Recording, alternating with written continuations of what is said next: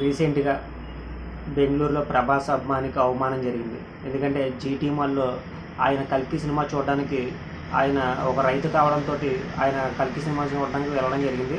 అయితే ఆయన ఒక రైతు కావడంతో ఆయన వేషధారణ బాగోలేదని చెప్పి ఆయన్ని బయటకు నెట్టివేయడం జరిగింది.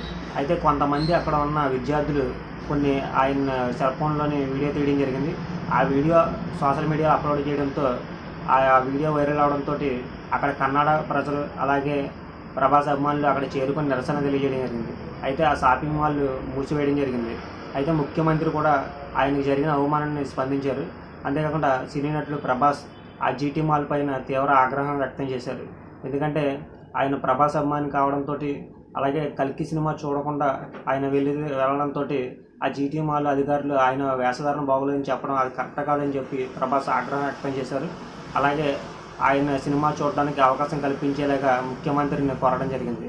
అంతేకాకుండా అక్కడ ప్రభాస్ అభిమానులు నిరసన తెలియజేసినందుకు ఎలాంటి క్షణికావేశాలు నిర్ణయాలు తీసుకోవద్దని చెప్పి అభిమానులకు కూడా చెప్పడం జరిగింది.